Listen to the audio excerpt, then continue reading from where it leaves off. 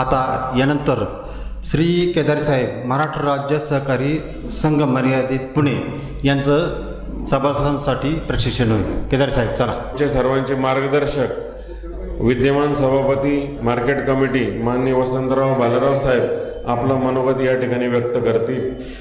श्री दत्तकृपा नागरी सहकारी पतसंस्था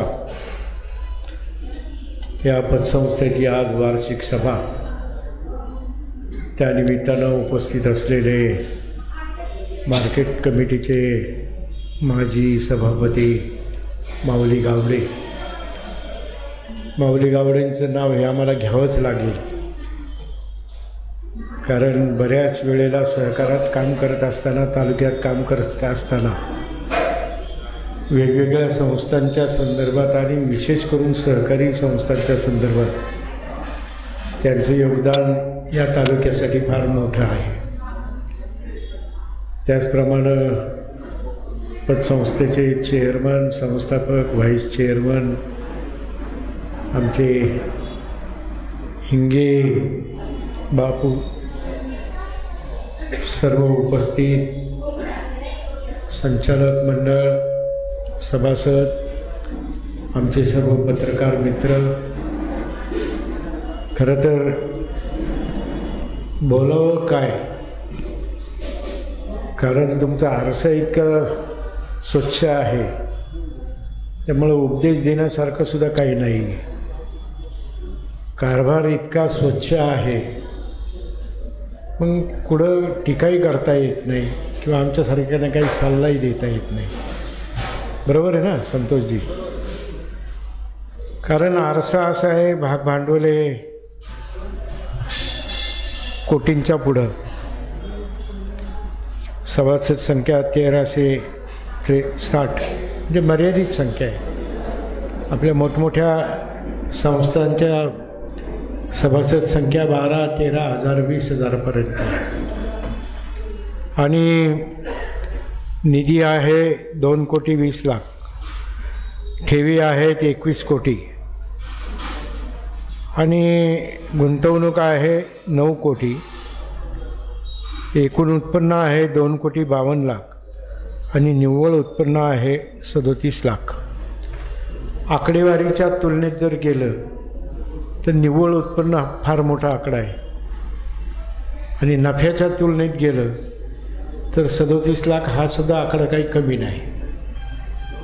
काही रेशो मेंटेन करायचे असतात, कारण रिझर्व्ह बँकेने काही नियम घालून दिलेले आहेत, त्याप्रमाणेच आपल्या सर्वांना त्या ठिकाणी कारभार करावा लागतो. मागाशी माझ्या आधी या ठिकाणी केदारी सरांनी काही गोष्टींचा उल्लेख केला, पण मी तुम्हाला सांगतो, भविष्यामध्ये छोट्या संस्था सहकारातल्या आणि त्यातल्या त्यात आर्थिक व्यवहाराच्या संस्था, या संस्थांना भविष्यामध्ये किती स्थान राहील हे मला माहीत नाही. कारण केंद्र सरकारने राष्ट्रीय पातळीवर सहकार खातं तयार केलं आणि आता सहकार खात्याच्या माध्यमातून वित्तीय संस्थांना पुढं आणण्याचं कामसुद्धा सुरू झालं आहे. याचा उल्लेख मगाशी केला कोणीतरी की पुणे जिल्हा मध्यवर्ती सहकारी बँकेच्या माध्यमातून आता 161 व्यवसाय सुरू करायला केंद्रीय सहकार मंत्र्यांनी बरेच काही संमती दिलेली आहे आणि त्यांचा प्रयत्नसुद्धा असाच राहणार आहे की सहकाराच्या माध्यमातून आपलाही सहकारीच आहे, आपली संस्थासुद्धा सहकारीच आहे, परंतु त्यांचा उद्देश असा आहे की मोठमोठ्या संस्था तालुका पातळीवर, जिल्हा पातळीवर या तयार करायच्या सहकारी संस्था आणि त्याच्या माध्यमातूनच हा वित्तीय पुरवठा करायचा. छोट्या छोट्या संस्थांना आता बगल द्यायच्या पाठीमागं सहकार खातं त्या ठिकाणी लागलेलं आहे. आपण जर बारीक विचार केला तर तुम्ही एकदा वाचा, 161 व्यवसाय म्हणजे कोणकोणते, जे व्यवसाय आपल्याला पतसंस्थेच्या माध्यमातून करता येत नाही किंवा त्याला लोन देता येत नाही, अशा प्रकारचे ते व्यवसाय आहेत. आता मच्छी विकणे, मच्छीला खरेदी विक्री करायला लोन देणे वगैरे हे आपण करू शकतो का? ते सुद्धा त्याच्यामध्ये आहे. त्यामुळं एका बाजूला शेतीच्या संदर्भात सहकारातून जे कामं चालतात त्यांना पाठबळ देणं आणि दुसऱ्या बाजूला हे मध्यम मुदत कर्जांसाठी मोठ्या मोठ्या संस्थांनी पतपुरवठा करणं हे सुद्धा काम आता राष्ट्रीय सहकार खात्याच्या माध्यमातून होणार आहे. आणि म्हणून आपण फक्त आता अल्पजीवी न राहता अल्पसंतुष्ट न राहता आपल्याला सुद्धा मोठमोठे निर्णय या ठिकाणी घ्यावे लागणार आहेत. विशेष करून सहकारात आपण कर्ज वाटपाला आता घाबरतो. नाही म्हणलं तरी या 5-7 वर्षामध्ये कर्ज वाटप करायचं म्हणलं की संचालक मंडळांच्या अंगावर काटा येतो. जर त्याची वसुली झाली नाही, जरी NPAची परवानगी दिलेली असली तरी उद्या वसुलीच झाली नाही तर फार मोठ्या संकटाला संचालक मंडळाला आणि सभासदांना त्या ठिकाणी तोंड द्यावं लागणार आहे. आणि म्हणून आजचा जो कारभार आपली छोटी संस्था आहे, निश्चितपणे आपला जो कारभार आहे श्री दत्तकृपा नागरी सहकारी पतसंस्थेचा हा अतिशय स्वच्छ आणि किमान तुमची आपली छोटी संस्था आहे, फार लांब जायचं नाही, छोट्या संस्थेच्या माध्यमातून व्यवहार करायचे आणि जास्त नफ्याच्या पाठीमागे न लागता जास्त लोकांची गरज कशी भागवता येईल हे उद्दिष्ट मनाशी ठेवून आपली जी संस्था चालली त्याबद्दल आम्हालासुद्धा त्या गोष्टीचा आनंद आहे. आणि म्हणून मी श्री दत्त नागरी सहकारी संस्थेचे पदाधिकाऱ्यांचे अध्यक्ष, उपाध्यक्ष, त्याचप्रमाणे ह्या संस्थेचे संस्थापक यांचंसुद्धा मनापासून या ठिकाणी अभिनंदन करतो.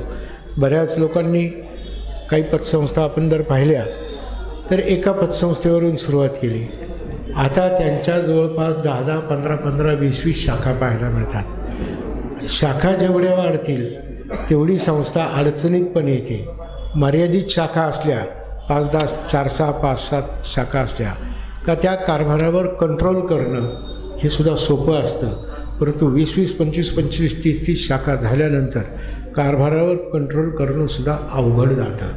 आणि मग कंट्रोल व्यवस्थित नसेल तर त्या बँका किंवा त्या शाखा किंवा त्या सहकारी पतसंस्था थोड्याशा आर्थिक अडचणीत येऊ लागतात.